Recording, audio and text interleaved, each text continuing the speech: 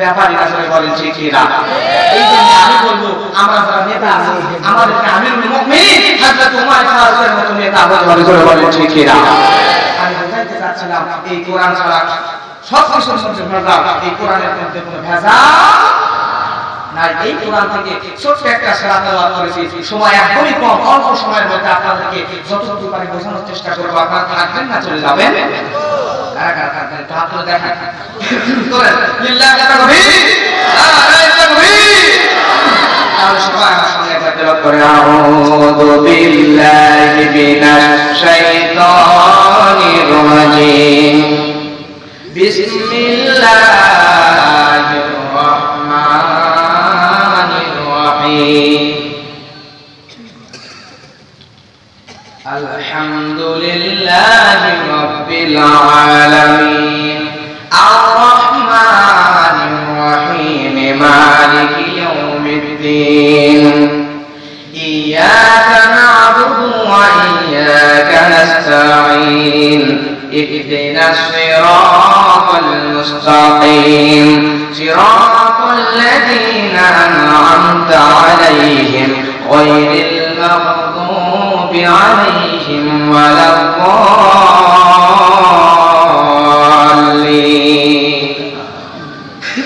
কোরআনুল কারীমের 1 নম্বর সূরা, সূরার নামটা কি বলেন তো?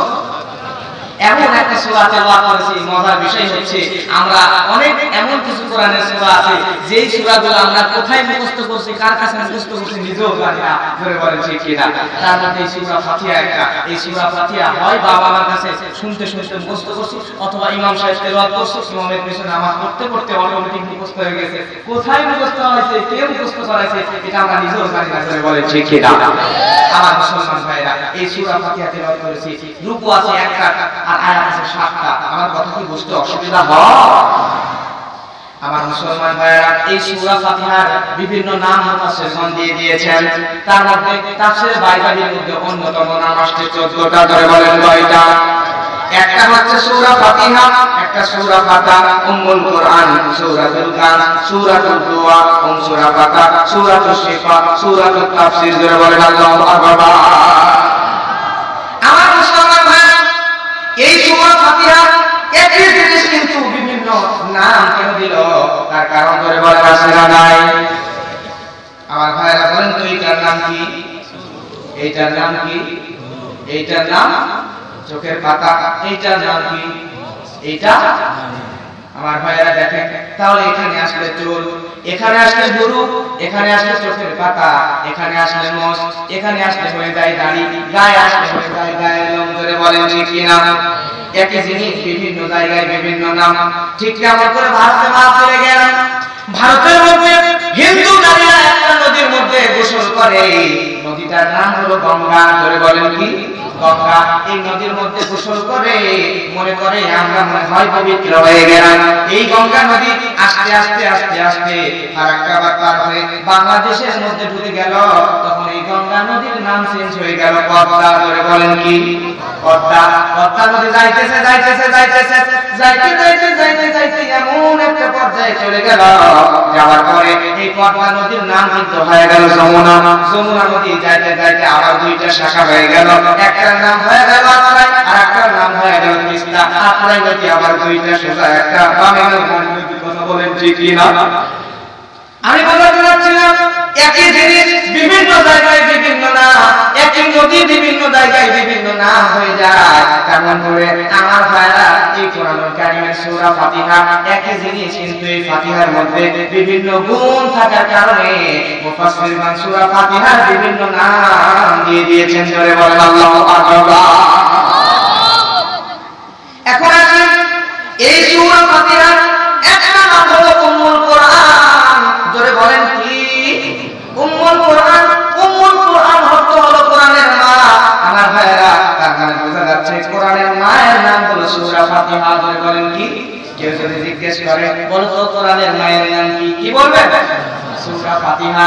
আমার মুসলমান ভাইরা, কোরআনের মায়ের নাম হলো সূরা ফাতিহা। এখন আসেন, কেন কোরআনের মায়ের নাম হলো সূরা ফাতিহা। কারণ হচ্ছে আমি রাস্তা দিয়ে হেঁটে সামনের দিকে যাচ্ছিলাম, যাইতে যাইতে যাইতে যাইতে হঠাৎ একটা বুড়ি মহিলাকে দেখতে পেলাম, বৃদ্ধা মহিলাকে দেখতে পেলাম। বৃদ্ধা মহিলা সুন্দর করে বোরকা পরে দাঁড়িয়ে আছে। বৃদ্ধা মহিলার পাশে দুইজন যুবক দাঁড়িয়ে আছে। এই ডান দিকে দুইজন যুবক, বাম দিকে দুইজন মহিলা দাঁড়িয়ে আছে। মহিলার সাথে আরো দুইজন বাচ্চা মেয়ে দাঁড়িয়ে আছে। আমি বুড়িমার কাছে গিয়ে জিজ্ঞাসা করলাম, বুড়িমা আপনার সঙ্গে যে দুইটা ছেলে দাঁড়িয়ে আছে, এই দুইটা ছেলে আপনার কি হয়? মা বলতেছে এগুলো আমার ছেলে। আমি বললাম ওই দুইটা মেয়ে কি হয়? বলছে বাবা এই দুইটা হলো আমার মেয়ে। বাচ্চাগুলো কি হয়? বলছে বাচ্চাগুলো আমার মেয়ের বাচ্চা। তার মানে বোঝা যায় বাচ্চাগুলোর মা হলো ওই দুইজন যুবতী। কথা বলেন ঠিক কিনা? ওই দুইজন যুবতী আর এই দুইজন যুবকের মা হলো বৃদ্ধা মহিলা। তার মানে বোঝা যাচ্ছে যতগুলো বাচ্চা আছে সবগুলোর মা কিন্তু ওই বুড়ি মহিলা। বুড়ি মহিলার পেট থেকে সব বাচ্চাগুলো বের হয়েছে। ধরে বলেন ঠিক কিনা? কেমন করে? এই কোরআনের নাম হলো সূরা ফাতিহা।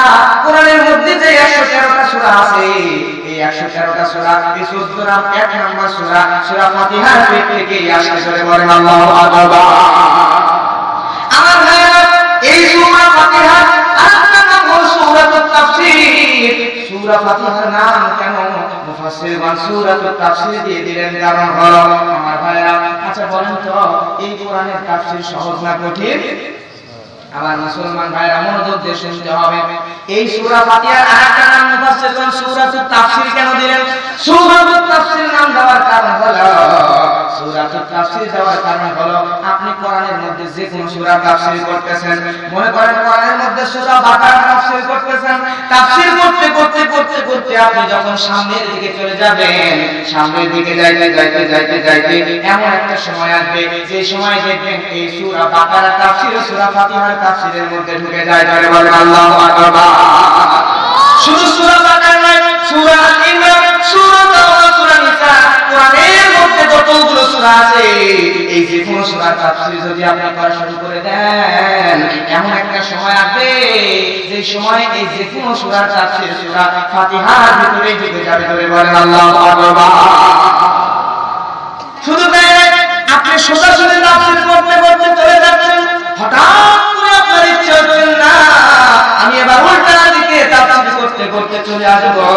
এবার আপনি যদি উল্টা দিকে ব্যাক করেন, উল্টা দিকে আসলে আস্তে আস্তে আস্তে আস্তে এমন একটা সময় আসবে যে সময় এই সূরা ফাতিহার উল্টা দিকে আসবে যে কোন সূরা তাফসীর সূরা ফাতিহার ভিতরেই ঢুকে যাবে। ধরে বলেন আল্লাহু আকবার। আমার মুসলমান ভাইরা, এই সূরা ফাতিহার আরেকটা নাম আল্লাহ রাব্বুল আলামিন সূরা ফাতিহা দিয়েছেন। সূরা ফাতিহার আরেকটা নাম মুফাসসিরগণ সূরা ফাতাহ দিয়ে দিয়েছেন। জোরে বলেন কি? সূরা ফাতাহ। ফাতাহ অর্থ কি বলেন তো? ফাতাহ অর্থ হলো ঢাকা জিনিস খুলে দেওয়া। এই যে কোরআনটা আপনি নিলেন, কোরআনটা নেওয়ার পরে আপনি যখনই ঢাকা জিনিসটা খুলে দিবেন, বলেন তো ঢাকা জিনিস খুলে দিলে সর্বপ্রথম যে সূরা আসবে সেই সূরাটার নাম কি? ফাতিহা। আমার ভাইরা, এই জন্যই মুফাসসিরগণ ঢাকা জিনিস খুলে দেওয়া বলেছেন। সূরা ফাতিহার নাম কেন হলো ঢাকা জিনিস খুলে দেওয়া? সূরা ফাতিহা ফাতাহ, কারণ আপনি কোরআন পড়লে সর্বপ্রথম সূরা ফাতিহা চলে আসবে। যার কারণে মুফাসসিরগণ এই কোরআনকে, কোরআনের সূরা ফাতিহাকে সূরা ফাতাহ নাম দিয়ে দিয়েছেন। শুধু তাই না, আপনাদের অনেকের স্মার্টফোন আছে, অ্যান্ড্রয়েড মোবাইল আছে। অ্যান্ড্রয়েড মোবাইল যাদের আছে, এই মোবাইলে অথবা যে কোনো ল্যাপটপ কম্পিউটার যদি থাকে, তাহলে আপনি যদি এই কম্পিউটার ক্লিক করেন অথবা মোবাইলটাই ক্লিক করেন, কম্পিউটার ক্লিক করলে উইন্ডো ওপেন করলে সর্বপ্রথম কম্পিউটারের মধ্যে কয়েকটা সফটওয়্যার ভেসে উঠবে। এই সফটওয়্যারগুলোর মধ্যে অন্যতম একটা সফটওয়্যারের নাম হলো পিসি, আর একটা সফটওয়্যারের নাম মাই কম্পিউটার। আপনি যদি কম্পিউটারের মধ্যে ক্লিক করেন, ওপেন করেন, এই মাই কম্পিউটার নামক সফটওয়্যার ওপেন হয়ে যাবে।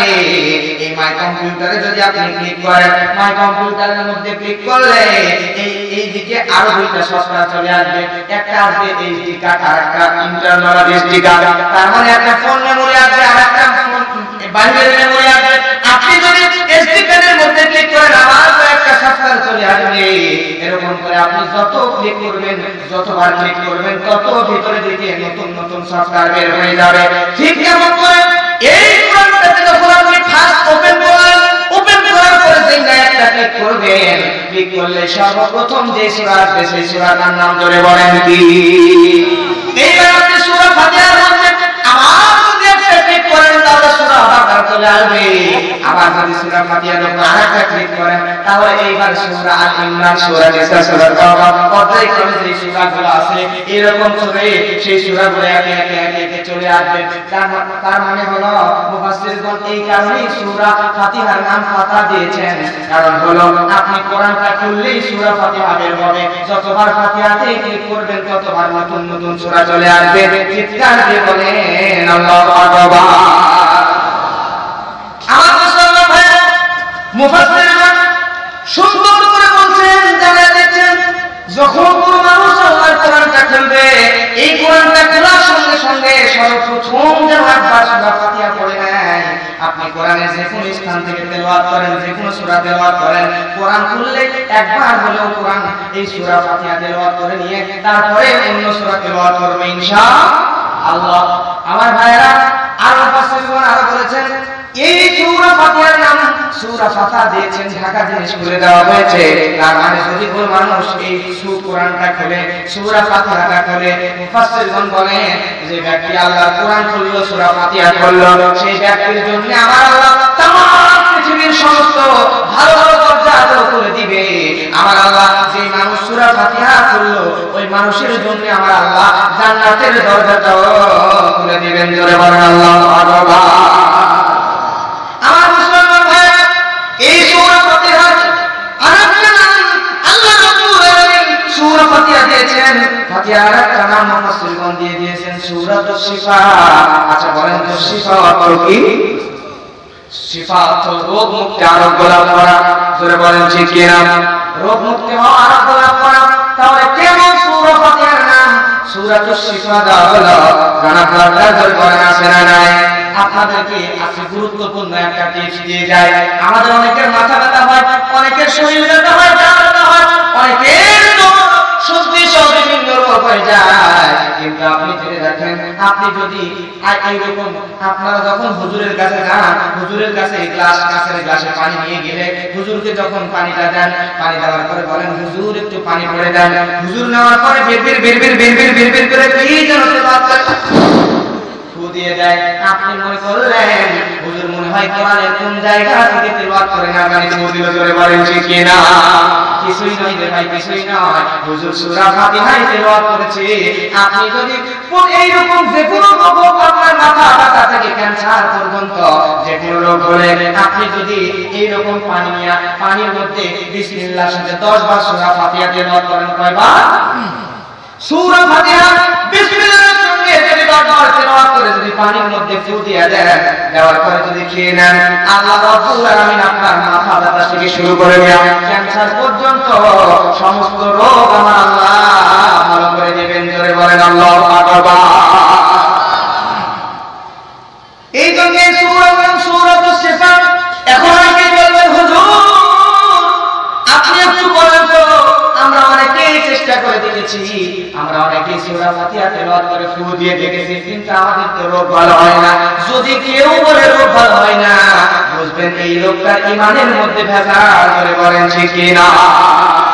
আমাদের ঈমানকে যদি এখন সাহাবীদের মতো করতে পারি, নবীদের মতো ঈমান যদি আমরা হতে পারি, এখন আল্লাহর কসম করে বলছি, আমরা এই সূরা ফাতিহা তেলাওয়াত করে ফু দিয়ে পানি খেলে আল্লাহ আমাদের সমস্ত রোগ থেকে শিফা দান করবেন। জোরে বলেন আল্লাহু আকবার। বাস্তব দৃষ্টান্ত হলো আল্লাহর নবীর একজন সাহাবী বসে আছেন, এমন একটা ঘটনা, এমন একটা প্রোগ্রামের মধ্যে বসে আছে। এমন সময় একজন মহিলা দৌড়ে এসে আল্লাহর নবীর সাহাবীকে বলছে, সাহাবীদের মধ্যে বলছে, আপনাদের মধ্যে কেউ কি ঝাড়ফুঁক জানেন নাকি? আপনাদের মধ্যে কেউ কি দোয়া জানেন নাকি? ঝাড়ফুঁক জানলে আমাদের সঙ্গে একটু চলেন তো। আমাদের সর্দারকে সাপে কেটেছে, আমাদের সর্দারকে সাপে কাটার কারণে তিনি পড়ে গেছেন, মারা যাবেন এমন অবস্থা। আপনাদের মধ্যে কেউ যদি ঝাড়ফুঁক জানেন তাহলে একটু গিয়ে ঝাড়ফুঁক করে দেন। এই কথা বলার পরে সমস্ত সাহাবীরা চুপ করে আছেন, কেউ কোনো কথা বলে না, কেউ নড়াচড়াও করে না, কারণ কেউ ঝাড়ফুঁক করতে পারে। হঠাৎ করে আল্লাহর নবী একজন সাহাবী বললেন, এসো আমি বাবা, আমি যাব। আল্লাহর নবীর এই সাহাবী মহিলার সঙ্গে চলে গেল। দেখতেছি ওই লোকটা ওই মহিলাদের সর্দার যে ওই লোকটাকে শ্বাসে কেটেছে, মাটিতে শুয়ে আছে, সারা শরীর বিষে নীল হয়ে গেছে, রঙিন হয়ে গেছে, বিষে যখন নীল বর্ণ ধারণ করেছে, এমন সময় আল্লাহর নবী ওই সর্দারের কাছে চলে গেল। যাওয়ার পরে সুন্দর করে বিড়বিড় করে কি যেন তেলাওয়াত করলো, তেলাওয়াত করার পরে ফু দিল। একটা ফু দেওয়ার সঙ্গে সঙ্গে সাহাবীর শরীরটা ঝাঁকি দিয়ে উঠল। এরপরে 2 নাম্বার যখন আবার ফু দিয়ে দিল, দ্বিতীয় ফু দেওয়ার সঙ্গে সঙ্গে শরীরের সমস্ত বীজগুলো পানি হয়ে গেল। 3 নাম্বার তৃতীয়বার ফু দেওয়ার সঙ্গে সঙ্গে এই সাহাবীর ফুয়ের সঙ্গে সঙ্গে ওই উস্তাদ একেবারে ওদের সর্দার দাঁড়ায় গেল, পরিপূর্ণ সুস্থ হয়ে গেল। জোরে বলেন আল্লাহু আকবার। পরবর্তীতে সাহাবী চিন্তা করল, ফিরে যাবার একটা মহিলা তখন বলল, তুমি তো ফিরে যাবে, কিন্তু তুমি আমাদের এমন উপকার করেছ, তোমাকে এমনি যাইতে দেব না, তোমার জন্য আমরা কিছু হাদিয়া দেব। এইবার এই মহিলা সঙ্গে সঙ্গে এলাকার মধ্যে থেকে টাকা পয়সা তুললো অথবা ছাগল তুললো। মুফাসসির কেউ বর্ণনা করছেন যে এই মহিলা সুন্দর করে প্রায় 30টার মতো ছাগল, বকরি অথবা দুম্বা, 30টার মতো এরকম পশু ওই সাহাবীকে হাদিয়া দিল। হাদিয়া নেওয়ার পরে এই সাহাবী ফিরে আসলো। আসার পর সাহাবীর মনের মধ্যে খটকা লাগতেছে, আরে আমি যে এই রকম করে ঝাড়ফুঁক করে দিলাম, আমি তো আল্লাহর নবীর কাছ থেকে কোনো রকম পারমিশন নেই নাই, অনুমতি নেই নাই, তাহলে কি আমি ভুল করলাম না ঠিক করলাম? এই কথা চিন্তা করে ভাবলো আমি আল্লাহর নবীর কাছে জিজ্ঞাসা করে দেখি। সাহাবী দৌড়ে চলে গেল, যাওয়ার পরে এবার আল্লাহর নবীকে বলে, ইয়া রাসূলুল্লাহ, আমি এরকম একটা কাজ করেছি, আমি অমুক জায়গায় অমুক সর্দারকে ঝাড়ফুঁক করে ফু দিয়েছি, সূরা ফাতিহার ওয়াজ করে ফু দিয়েছি, দেওয়ার পরে লোকটা সুস্থ হয়ে গেছে। আল্লাহর নবী গো, আমি কি কোনো ভুল করেছি নাকি? আল্লাহর নবী এইবার একটা হাদিসের রাবী বলছে, আল্লাহর নবীর সঙ্গে সঙ্গে বলল, তুমি তো এক পাপের বেটার মতো কাজ করেছো, তুমি তো আমার আল্লাহর কোরআনের দাম বাড়া দিয়েছো। আরেকজন হাদিসের রাবী বর্ণনা করছেন, আল্লাহর নবীর কাছে যখন ইসলামী এমন কথা বললেন, বলার পরে সঙ্গে সঙ্গে আল্লাহর নবী চুপ করে থাকলেন। আচ্ছা বলেন তো, চুপ করা কিসের লক্ষণ? কথা বলেন, চুপ করা কিন্তু সম্মতির লক্ষণ। সাহাবী যখন আল্লাহর নবীকে বললেন এমন কথা, ইয়া রাসূলুল্লাহ, আমি এরকম করে ঝাড়ফুঁক করেছি, আমি কি ভুল করেছি নাকি? আল্লাহর নবী চুপ করে থাকলেন। এরপরে সাহাবী যখন চলে যাবে, আল্লাহর নবী বললেন, সাহাবী, তুমি যে হাদিয়াগুলো পেয়েছো ওই 30টার মধ্যে একটা ছাগল অথবা দুম্বা আমার জন্য তুমি রেখে যাও। জোরে বলেন আল্লাহু আকবার। আমার মুসলমান ভাইরা, এই সূরা ফাতিহার আরেকটা নাম দিয়ে দিয়েছেন সূরাতুদ দুআ। করে বলেন কি? কথা বলেন, দোয়া। দোয়া তো কি? দোয়া তো হলো চাওয়া। আমরা চাইবো কার কাছে? কোরআনের মধ্যে যতগুলো চাওয়া আছে, যতগুলো দোয়া আছে, সবচাইতে বড় চাওয়া হচ্ছে এই সূরা ফাতিহা। তার মানে বোঝা যাচ্ছে চাওয়ার নাম হচ্ছে সূরা ফাতিহা। ধরে বলেন কি? সূরা ফাতিহা এর চাইতে বড় চাওয়া আল্লাহর কোরআনের মধ্যে আর কোনো জায়গায় নাই। চিৎকার দিয়ে বলেন আল্লাহু আকবার। কিন্তু আজকে এই দোয়া নিয়ে আমাদের সমাজে গন্ডগোল আছে না নাই? কেউ বলে নামাজের পরে দোয়া করা যাবে না, সম্মিলিত দোয়া করা যাবে না, আবার কেউ বলে দোয়া করা লাগবে। এরকম করে একটা গন্ডগোল আমাদের সমাজে তৈরি হয়েছে, কি হয় না? কথা বলে আমার মুসলমান ভাইরা, আসলে এগুলো কিছুই নয়। আবার এক শ্রেণী আছে আর তারা বলে যে নামাজের পিছনে, নামাজের ইমাম যখন নামাজ পড়াবে, নামাজের পিছনে দাঁড়াইতে একটা দিলাম, জোরে আমিন বলা লাগবে না, মনে মনে আমিন বললেই হবে। কথা বলেন ঠিক কিনা? ওয়াইদা কুরিয়াল কুরআনু ফাসতামিউ লাহু ওয়া আনসিতু লাআল্লাকুম তুরহামুন। এইটা দলিল দিয়া ইমামে আযম, ইমামদের ইমাম আবু হানিফা রাহমাতুল্লাহ আলাইহি, তার অনুসারী আমরা যারা আছি, আমরা মনে করি যে ইমাম পড়লেই হয়ে যায়, জোরে আমিন বলা লাগে না, মনে মনে বললেই হয়। আমার এক শ্রেণী আছি যারা বলে আমিন বলতেই হবে, না বললে নামাজ হবে না। এরকম গন্ডগোল আমাদের সমাজে আছে না নাই? আমাদের সমাজে এগুলো নিয়ে গন্ডগোল, এগুলো নিয়ে একেবারে ঝগড়া বিবাদ হয়ে আছে। জোরে বলেন ঠিক কিনা? এখন আছেন আল্লাহর নবী, বিশ্ব নবী সাল্লাল্লাহু আলাইহি ওয়াসাল্লাম, আল্লাহর নবীর স্ত্রী আম্মা জান আয়েশা রাদিয়াল্লাহু তাআলা আনহা, তিনি বলছেন আল্লাহর কসম করে বলি, আল্লাহর কসম করে বলতেছি, আমি আল্লাহর নবীকে কোনোদিন পশ্চিম দিকে পেশাব করতে দেখি নাই। জোরে বলেন আল্লাহু আকবার। আম্মা জান আয়েশা বলছেন কোনোদিন পশ্চিম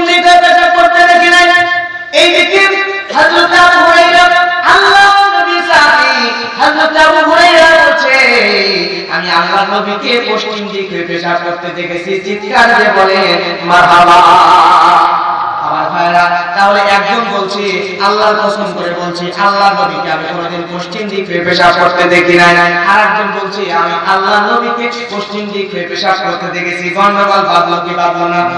দুইজনের কথাই কিন্তু গ্রহণযোগ্য। গন্ডগোল ধরে বলেন বাঁধলো কি বাঁধলো না? চরম গন্ডগোল বেঁধে গেল। এখন আসেন আমার ভাইরা, ছোট্ট একটা এক্সাম্পল দিই। আপনাদের এলাকায় আউশ ধান হয়? কথা বলেন হয়? আমি শুনেছি, কোনোদিন দেখি না। এই ধানটা নাকি পানির মধ্যে হয়, কি সমস্যা, তাই না?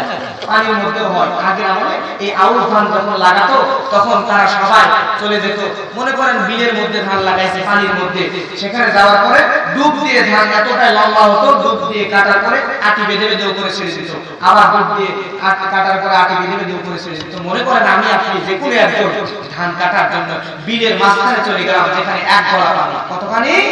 এক গলা পানি। এই এক গলা পানি আপনি এমন জায়গায় ধান কাটতে গিয়েছেন যেখান থেকে ডান দিকে 2 কিলোমিটার, বাম দিকে 2 কিলোমিটার, সামনে 2 কিলোমিটার, পিছনে 2 কিলোমিটার। আপনি উপরে যাইতে যাইতে পেশাব হয়ে যাবে, উপরে যাবে, স্থলে যায় পেশাব করতে হবে। পানির মধ্যে পেশাব করা যাবে? যাবে না, কিন্তু উপরে যেতে যেতে পেশাব হয়ে যাবে। এখন বলেন তো, পেশাব কি দাঁড়িয়ে থেকে করতে হবে নাকি বসে করতে হবে? অবশ্যই বসে বসে পেশাব করতে হবে। কথা বলেন ঠিক কিনা? এখন আমার আপনার নিঃশ্বাস আছে ধরে সর্বোচ্চ 30 সেকেন্ড। কয় সেকেন্ড? 30 সেকেন্ড। কিন্তু বসে পেশাব করতে সময় লাগবে 1 মিনিট। কয় মিনিট? 1 মিনিট। এখন আপনি যদি বসে পেশাব করতে যান পানির মধ্যে, তাহলে 30 সেকেন্ড আপনার নিঃশ্বাস পেশাব করতে লাগবে 1 মিনিট। বসে পেশাব করতে গেলে দম আটকে কিন্তু মারা যাবেন। কথা বলেন ঠিক কিনা? কথা বলেন ঠিক কিনা? তার মানে এখন আপনাকে কি করতে হবে বলেন তো? আপনি ওখানে দাঁড়িয়ে পেশাব করবেন নাকি বসে পেশাব করবেন? কোনটা আগে করবেন? জীবন বাঁচাবেন নাকি সুন্নাত? কোনটা বলেন? আগে জীবন বাঁচাবেন। আপনারা বুঝেন না, আরো সহজ করে বলে দিই। এলাকার যে কোনো একজন মুরব্বী, এই মুরব্বীর ছেলে হলো 2টা।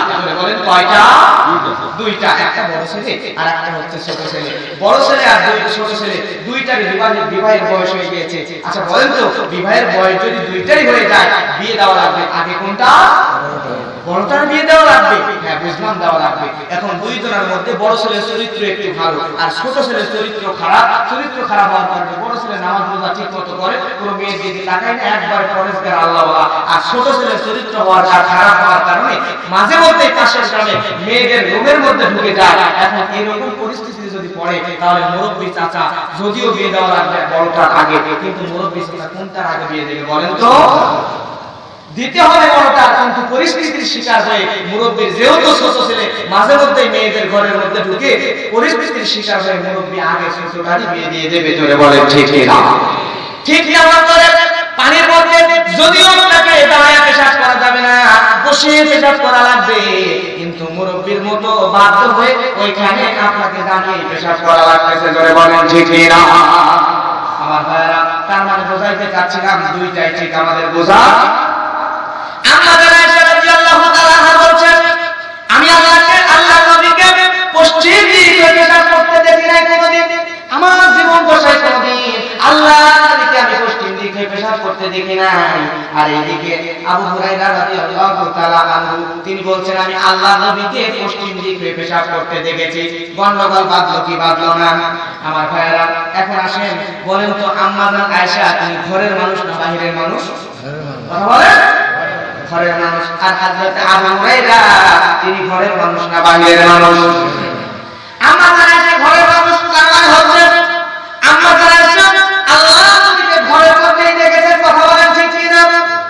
আর আল্লাহর নবী সাহাবী আবু হুরায়রা বাহিরের মানুষ। আল্লাহর নবীর সাহাবী আল্লাহর নবীকে সঙ্গে করে যখন বাইরে ঘোরাফেরা করতে যাইতেন, মনে করেন হিজরতে গেছেন, এমন সময় আল্লাহর নবীর সঙ্গে ছিলেন। তার মানে ঘরেও দেখেন না, কিন্তু বাইরে আল্লাহর নবীকে দেখেছেন। কথা বলেন ঠিক কিনা? এখন আসেন, এই যে এইটা মনে করেন কাবা ঘর, এইটা কাবা ঘর। আচ্ছা বলেন তো, কাবা ঘরের মধ্যে মুখ হয়ে পেশাব করা যাবে কিনা? কথা বলেন। এইটা কাবা ঘর, বুঝতে পারতেছেন? এইটা কাবা ঘর। আর বিশ্বনবীর বাড়ি হচ্ছে কাবা ঘরের এই দিকে, পূর্ব দিকে, বুঝতে পেরেছেন? পিছন দিকে। এখন এখানে যদি বাড়ি হয়, এখানে যদি কাবা হয়, এই দিকে যদি পশ্চিম হয়, তাহলে এখান থেকে পশ্চিম দিকে পেশাব করা যাবে? যাবে না।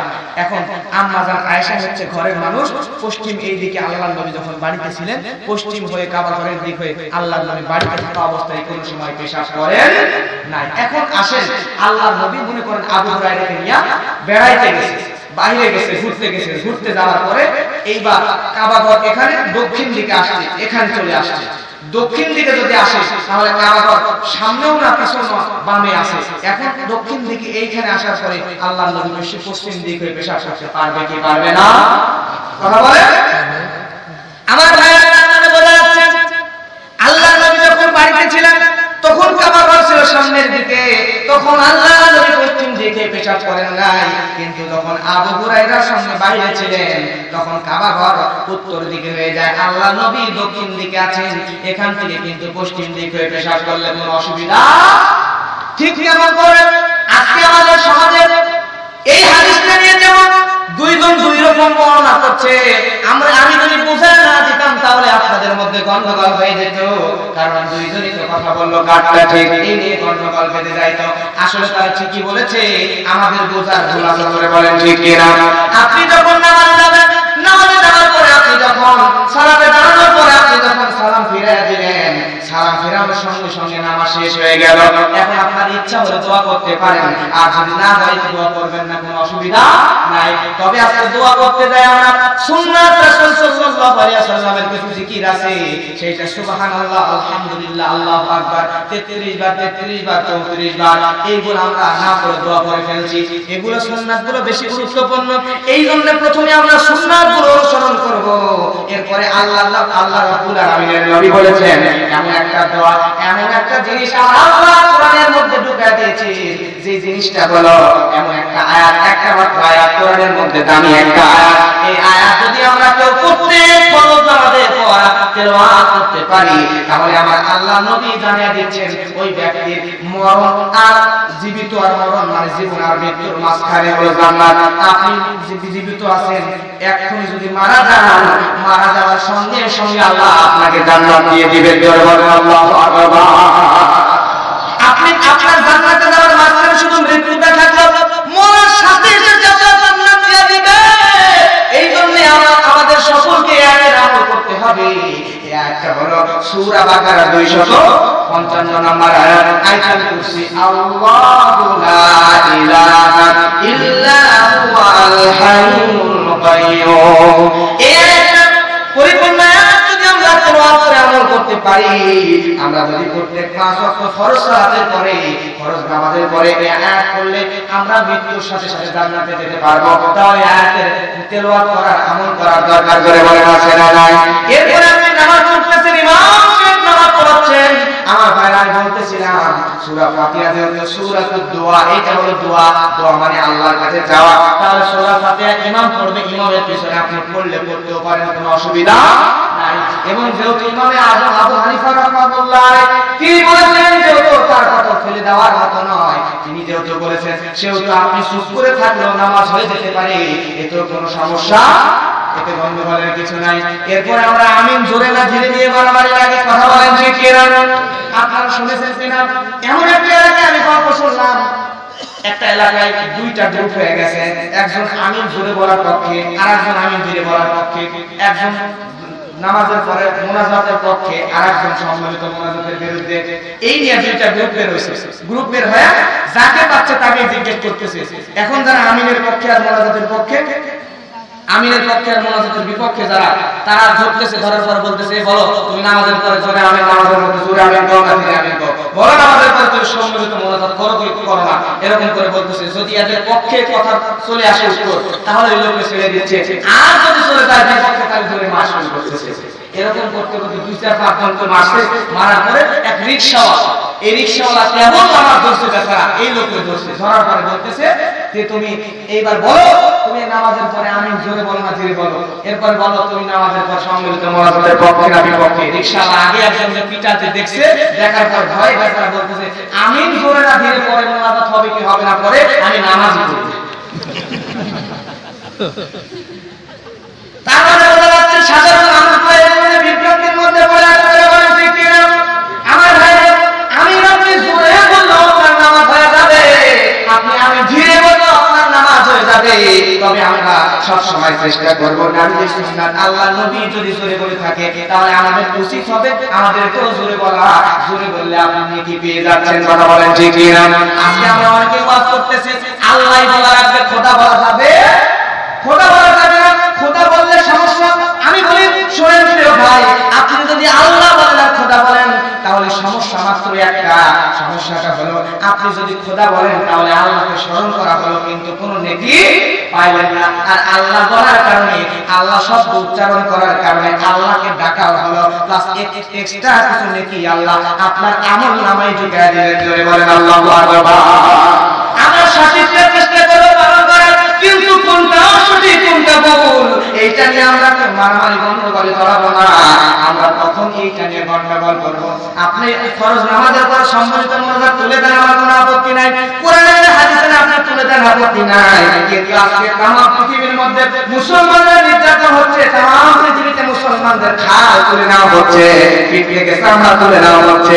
এই সময় এইগুলা নিয়ে গন্ডগোল বাজাইয়া আমাদের মুসলমানদেরকে আরো বেশি নির্যাতনের মধ্যে ঢুকা দিচ্ছে। জোরে বলেন ঠিক কি না? আমাদেরকে এটা করতে হবে, যখন ইসলাম রাষ্ট্র কায়েম হয়ে যাবে, কোরআন যখন সংসদে চলে যাবে, তখন কোরআন সংসদে চলে গেলে আর আপনার মোনাজাতে গন্ডগোল করা লাগবে না, তুলে দেন এরকম করে ওয়াজ না হলে তখন করা লাগবে না, কোনো সমস্যা তখন হবে না। রাষ্ট্রে একবার কোরআন চলে গেলে আল্লাহ রাব্বুল আলামিন আমাদের সকলকে ইসলামের দিকে নিয়ে চলে আসবে, কোরআনের দিকে নিয়ে চলে আসবে, আর কোনো গন্ডগোলের মধ্যে যাব না। জোরে বলেন ঠিক কি না? আল্লাহ রাব্বুল আলামিন আমাদের সকলকে আমল করার তৌফিক দান করুন। চিৎকার দিয়ে বলেন আল্লাহুম্মা আমিন। এখন আসেন সবাই আমার সঙ্গে সূরা ফাতিহার একটা পারা তেলাওয়াত করেন। সবাই বলেন আলহামদুলিল্লাহি রাব্বিল আলামিন। আমার মুসলমান ভাইরা, আলহামদুলিল্লাহি রাব্বিল আলামিন। সমস্ত প্রশংসা কার? সমস্ত প্রশংসার মালিক হলো আমার আল্লাহ। আমার ভাইরা, তাহলে আল্লাহর প্রশংসা করার দরকার আছে না? না?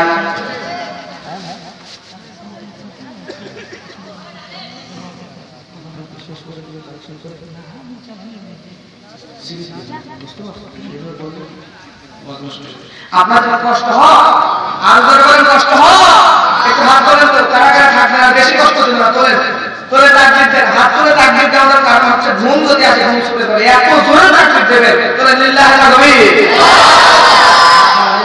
হাত নামান সবাই নামান, যারা বিয়ে করছেন তারা খালি তোলেন, যারা বিয়ে করছেন তোলেন, টান টান করে তোলেন, ওই দিচ্ছি তোলে বিয়ে করছেন তোলেন, যারা বিয়ে করছেন তারা খালি তোলেন, তোলেন লিল্লাহি তাকবীর। এবার যুবক ভাই তার বিয়ে শাদী করেন না, আপনাদের জন্য ওয়াজ আছে, তোলেন তোলেন, মুরব্বিদের থেকে জোরে আওয়াজ করা লাগবে, তোলেন লিল্লাহি তাকবীর। আলহামদুলিল্লাহ, যুবকদের যে আওয়াজ মনে হচ্ছে এলাকায় একটাও হারবালের পুরস্কার নাই, কথা বলে ঠিক ঠিক আছে। আল্লাহ যুবকদের কবুল আর মঞ্জুর করে নিক, জোরে বলেন আমিন। আমার মুসলমান ভাইরা, তেলাওয়াত করেছি সূরা ফাতিহার 1 নম্বর আয়াত, আলহামদুলিল্লাহি রাব্বিল আলামিন। সমস্ত প্রশংসা কার? এর ব্যাখ্যা যদি আমি যাই তাহলে অবশ্যই যে কথাটি আমাদের বলতে হবে সেটা হচ্ছে আল্লাহ নবী বিশ্বনবী জনাবে মুহাম্মদ রাসূলুল্লাহ সাল্লাল্লাহু আলাইহি ওয়াসাল্লাম তৎকালীন সময়ে যখন আল্লাহ নবী যখন জিহাদে যেতেন, জিহাদে যাওয়ার সময় একজন করে স্ত্রীকে সঙ্গে করে নিয়ে যেতেন। কয়জন? একজন করে স্ত্রীকে সঙ্গে করে নিয়ে যেতেন। আল্লাহ নবী যখনই জিহাদে যাবেন তখন একজন করে স্ত্রীকে সঙ্গে করে নিয়ে যেতেন, কিন্তু অনেকগুলো স্ত্রী থাকার কারণে এতগুলো স্ত্রীর মধ্যে একজন স্ত্রীকে সঙ্গে নিয়ে যাওয়ার জন্য সমস্যা আছে না নাই? আল্লাহ নবী একজন স্ত্রীকে কিভাবে সঙ্গে নেবেন জানার দরকার আছে না নাই? তৎকালীন সময় আল্লাহ নবী এতগুলো স্ত্রীর মধ্যে থেকে একজন বিবিকে সঙ্গে নেওয়ার জন্য আল্লাহ নবী লটারি করতেন, যার নামটা উঠতো তাকে সঙ্গে করে নিয়ে যেতেন। জোরে বলেন আল্লাহু আকবার। এখন আবার অনেকে ফতোয়া দিয়ে দিল, হুজুর তাইলে কি লটারি করা জায়েজ আছে? জায়েজ আছে। আপনি যদি ওই জায়গার লটারিকে এখনকার বর্তমানে লটারির সঙ্গে একত্রিত করে দেন তাহলে আল্লাহ রাব্বুল আলামিন আপনার বাটাম কিন্তু ফেরেশতাদের দিয়ে পাঠাবে। বলে বলেন ঠিক কি না?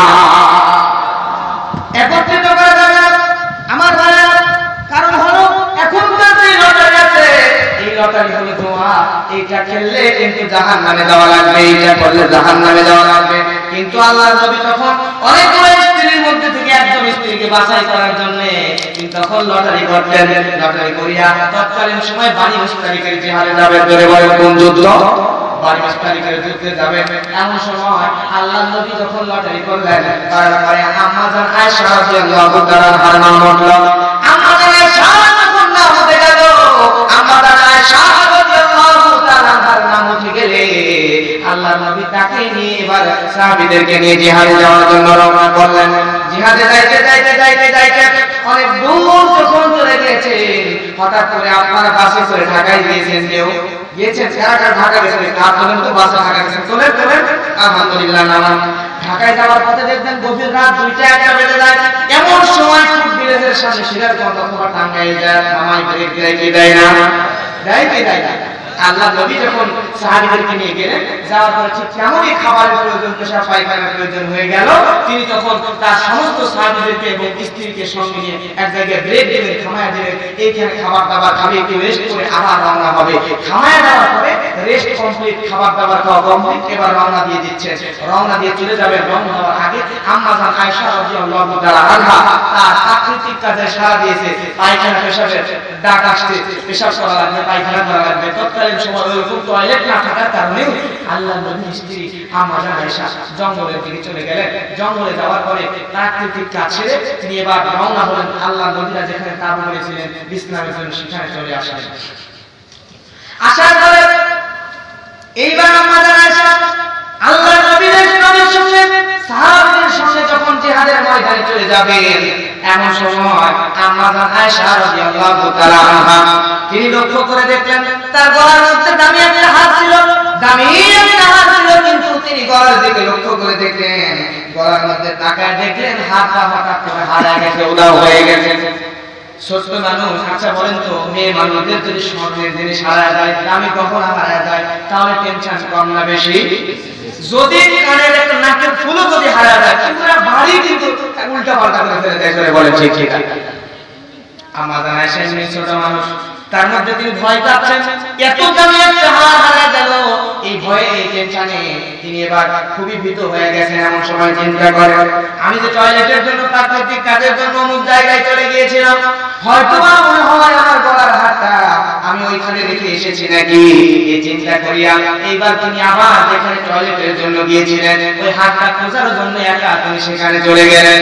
আম্মা জান আয়েশা একেবারে পিচ্চি মানুষ, ছোট মানুষ, একেবারে ছোট মানুষ হওয়ার কারণে এইবার সাহাবীরা যেই আম্মা জান আয়েশা যেই জায়গায়, যেই পার্কের মধ্যে বসেছিল অথবা যেই উটের মধ্যে বসেছিল, সুন্দর করে পর্দার সাথে ঘেরা ছিল, তিনি এত ছোট মানুষ, এত একেবারে চিকন মানুষ। আমি তো কি চিকন, আমার তো এত চিকন টিনটিনা, এমন চিকন টিনটিনা ছিল। আম্মা জান আয়েশা তাকে উটের পিঠে অথবা পালকির মধ্যে চড়ে আছে মনে করে, বসে আছে মনে করে, সাহাবীরা পালকি নিয়ে আল্লাহর নবীর সাথে চলে গেছে। টেরও পায়নি আল্লাহর নবীর স্ত্রী আম্মা জান আয়েশা পালকিতে নাই, বুঝতেও পারলেন না। এমন সময় তিনি চলে গেলেন।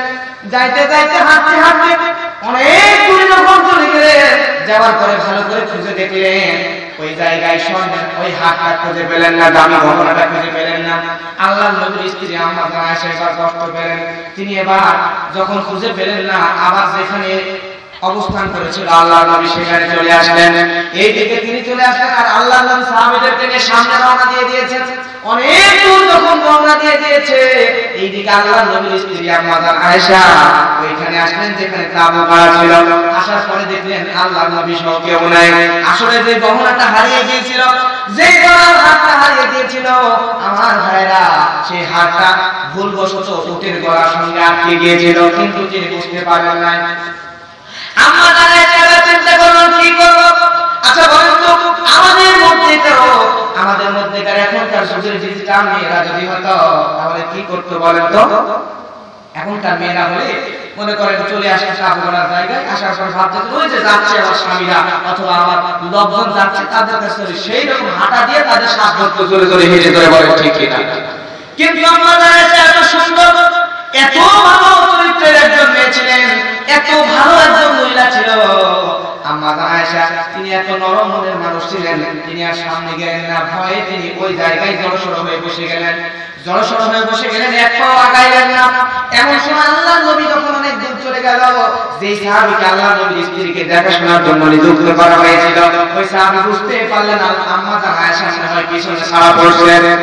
বুঝতে পারলেন ওই সাহাবী এবার পিছন দিকে চলে আসলো।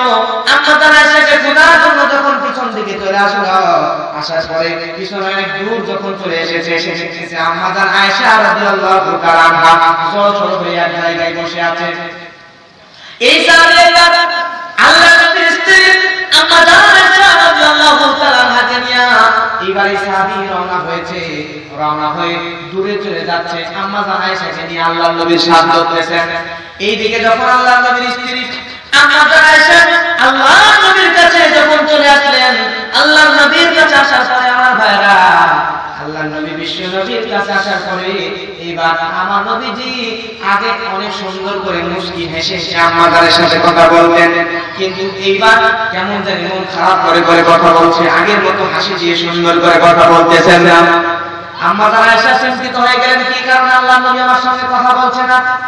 আম্মা জান আয়েশা যখন পিছনে সারা পড়ে গিয়েছিল, তখন আল্লাহর নবীর সাহাবীদের মধ্যে থেকে কেউ কেউ মুনাফিক ছিল, নবীর সাহাবীদের মধ্যে মুনাফিক ঢুকেছিল। এই মুনাফিক প্রচার করে দিল আল্লাহর নবীর স্ত্রী আম্মা জান আয়েশার চরিত্র খারাপ, তিনি কলঙ্কিনী মহিলা, তার কারণে তিনি পিছনে পড়ে গেছে খারাপ কাজের জন্য। চিৎকার দিয়ে বলেন নাউজুবিল্লাহ। এমন কথা প্রচার করে আল্লাহর নবী অনেক কষ্ট পেলেন, আল্লাহর নবী ভেঙে পড়লেন। আমার মুসলমান ভাইরা, আল্লাহর নবী কষ্ট পেলেন, এই জন্য আল্লাহর নবী কষ্ট পেয়ে আগের মতো মুস্কি হাসি দিয়ে সুন্দর করে কথা বলতেছেন না। এই দিকে আম্মা জান আয়েশা রাদিয়াল্লাহু তাআলা আনহা তিনি আরো কষ্ট পেলেন, আমার নবীজি আমাকে এত ভালোবাসে, তারপর আমার সঙ্গে কেন আগের মতো এত সুন্দর করে কথা বলতেছে না, কারণটা কি, কেন আগের মতো কথা বলতেছে না, কেন বলতেছে না। এইবার আল্লাহর নবীর কাছে গিয়ে জিজ্ঞেস করলেন, আল্লাহর নবী চুপ করে আছেন। আম্মা জান আয়েশা হযরত আবু বকরের কাছে গিয়ে বলতেছে, আব্বা আল্লাহর নবী কেন আমার সঙ্গে আগের মতো মুস্কি হাসি দিয়ে কথা বলতেছেন না, কারণটা কি, আপনি একটু আমায় বলেন। আব্বা জান হযরত আবু বকর রাদিয়াল্লাহু তাআলা আনহু তিনি কোনো কথা বলতেছেন না, চুপ করে আছেন। এইদিকে আম্মা জান আয়েশা মায়ের কাছে গিয়ে বলতেছে, মা আল্লাহর নবী কেন আমার সঙ্গে ভালো করে কথা বলতেছেন না। আম্মাও চুপ করে আছে, কোনো কথা বলতেছেন না। আম্মা জান আয়েশা রাদিয়াল্লাহু তাআলা আনহা তিনি এবার অনেক কষ্ট পেলেন, কষ্টে ভেঙে পড়লেন। আল্লাহর নবীর কাছে গিয়ে বলতেছে, ইয়া রাসূলুল্লাহ, ও আল্লাহর নবী আপনি আমাকে একটু দয়া করে আমার একটু বাপের বাড়িতে যাওয়ার অনুমতি দেন, আমার বড়ই কষ্ট হচ্ছে, কষ্টে বুকটা ফেটে যাচ্ছে, আমি একটু একা থাকতে চাই, বাপের বাড়িতে যেতে চাই। আমার মুসলমান ভাইরা, বাবার বাড়িতে যাই এমন কথা যখন বললেন, আল্লাহর নবী অনুমতি দিয়ে দিল। আল্লাহর নবী যখন অনুমতি দিয়ে দিল, আমার মুসলমান ভাইরা আম্মা জান আয়েশা বাড়িতে চলে গেল। আম্মা জান আয়েশা বাড়িতে চলে গেল। বাড়িতে চলে যাওয়ার পরে এইবার একটা বালিশ নিয়ে বালিশ এরকম করে হালাম দিলেন, এরকম করে হাল দিয়ে আল্লাহর কাছে কাঁদে, আল্লাহ কি এমন পাপ করেছি, এমন ভুল করেছি, কি এমন সমস্যা আমি করেছি গো আল্লাহ, কি অন্যায় করেছি যার কারণে তুমি আমার এত কষ্ট দিচ্ছ। আল্লাহ কি এমন পাপ করেছি যার কারণে আমার চরিত্র নিয়ে এমন উল্টাপাল্টা কথা বের হয়েছে, দয়া করে তুমি আমার এর থেকে মুক্তি দাও গো আল্লাহ, আমি তো তোমার ইবাদত করি গো আল্লাহ, তোমার কাছে এই সাহায্য চাই, তুমি আমার দয়া করে হেফাজত করো। ধরে বলেন আল্লাহু আকবার। আমার ভাইরা, আচ্ছা বলেন তো, মা বাপের সন্তানের প্রতি ভালোবাসা কম না বেশি? কথা বলেন। আম্মা জান আয়েশা মায়ের কাছে জিজ্ঞেস করছে, বাবার কাছে জিজ্ঞেস করছে, বাবাও চুপ করে আছে, মায়ের চুপ করে আছে। কারণ মা বাবা কতটা কষ্ট পেয়েছে দেখেন। এই মা বাবা সন্তানকে কম ভালোবাসে না বেশি ভালোবাসে? আম্মা জান আয়েশা রাদিয়াল্লাহু তাআলা আনহা তার পরবর্তীতে কি হলো, আল্লাহর নবীর সঙ্গে সম্পর্ক হয়ে গেল নাকি আল্লাহর নবী এরকম করে রাগ করে কষ্ট করেছিল, জানার দরকার আছে না নাই? পরবর্তীতে কি এমন ঘটনা ঘটেছিল জানবেন কিনা? কার কার জানতে চান একটু হাতটা তুলে দেখান। তোলেন বিল্লাহি তাকবীর।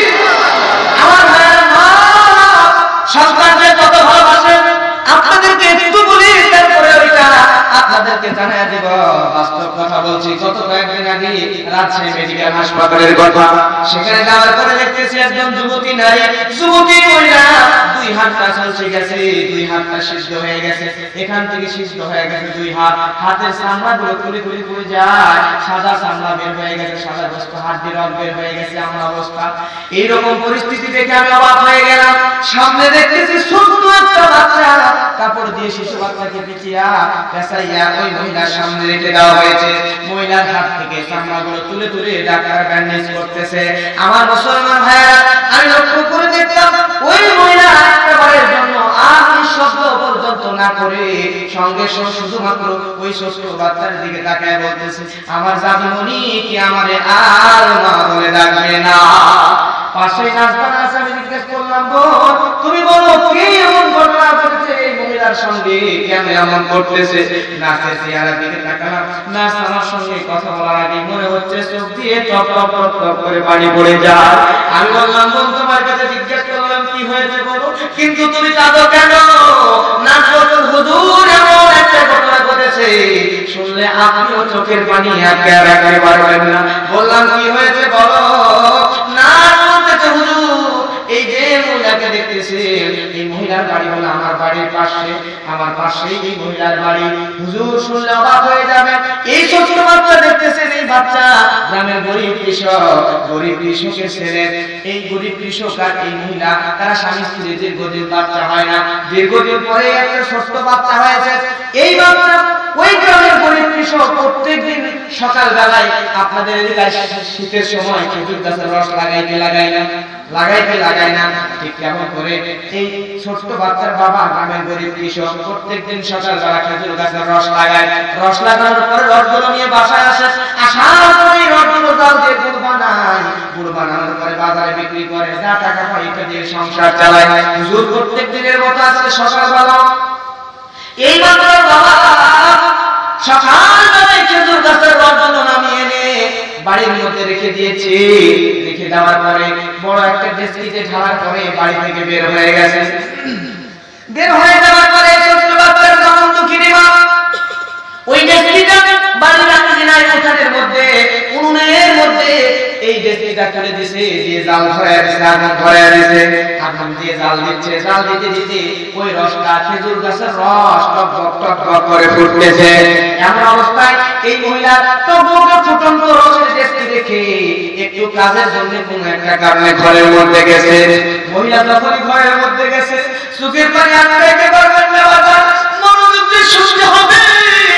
মা কি জিনিস, মা কত আমাদেরকে ভালোবাসে, আমাদের মা আমাদেরকে পরিবার চাইতেও ভালোবাসে।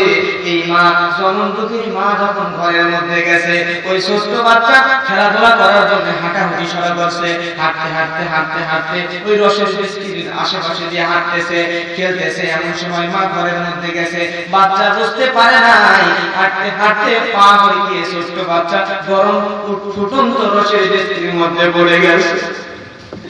জনম দুঃখীর মা বুঝতে পারে নাই ঘরের মধ্যে আছে ছোট্ট বাচ্চা, একবার মা মা বলে চিৎকার দিতে। জনম দুঃখীর মা পরিবার টুকরা মানে পুতুলের সন্তানের ডাক শুনে আর একটু ধরতেই পারে না, মা দৌড়ে ঘরের মধ্যে থেকে বের হয়ে দেখতে পায় আমার কলিজার টুকরা সন্তান ফুটন্ত রসের ডেস্কির মধ্যে পড়ে যায়। জনম দুঃখীর মা দৌড়ে চলে আসলো রসের ডেস্কির কাছে। আসার পরে মা এক মুহূর্তের জন্য দেরি করলো না, দৌড়ে চলে এসে দেখি ডেস্কির মধ্যে থেকে আর আমার শব্দ বের হয় না। একবার মা বলে ডাক দেওয়ার পরে ডেস্কির মধ্যে শুধু ফল ফল ফল ফল ফল ফল করে আওয়াজ বের হয়। আমার মুসলমান ভাইরা, জনম দুঃখীর মা মা কি জিনিস অবাক হয়ে যাবেন গো ভাই। জনম দুঃখীর মাকে কোনো কষ্ট দেন, এই মা আমাদেরকে কত ভালোবাসে। জনম দুঃখীর মা এক মুহূর্তের জন্য চিন্তা করলো না, একটা সেকেন্ডের জন্য চিন্তা করলো না, ফুটন্ত রসের ডেস্কির মধ্যে যদি হাতটা ঢুকায় দেয় তাহলে মনে হয় আমার হাতটা পড়ে যাবে। আপনি আপনার মায়ের কথা স্মরণ করে দেখেন, চোখের পানি আপনি আটকাইতে পারবেন না। জনম দুঃখিনী মা এক সেকেন্ডের জন্য চিন্তা করলো না হাতটা সিদ্ধ হয়ে যাবে। সন্তানকে ডেস্কির মধ্যে দেখে মা দুই হাত যখন উত্তপ্ত ফুটন্ত রসের ডেস্কির মধ্যে ঢুকে দিয়া সন্তানকে টান দিয়ে কুলের মধ্যে জড়ায় নিচ্ছে। জনম দুঃখিনী মা সন্তানকে মুখের মধ্যে নিচ্ছে, সন্তানের চামড়াগুলো সাড়ে সাথে আটকে গেছে। একটা বারের জন্য মায়ের যে হাত সিদ্ধ হয়ে গেছে, তারপরেও মা একবার শব্দ পর্যন্ত করে না, বারবার শুধু বলে আমার কলিজার টুকরা আমাকে আর মা বলে ডাকবে না। আমি হাসপাতালে নিজের চোখে দেখলাম এই সময় যুবতী মহিলা বেডে এইরকম চেয়ারের উপর বসে আছে, সামনে ছোট্ট বাচ্চাকে কাপড় দিয়ে পেঁচায় রাখছে। এইদিকে আমার ভাইয়া এই যুবতী মহিলার হাতের চামড়াগুলো ক্ষিপ্ত হয়ে গেছে, চামড়াগুলো এরকম করে ডাক্তার কান দিয়ে তুলে তুলে তুলে তুলে হাতে ব্যান্ডেজ করে।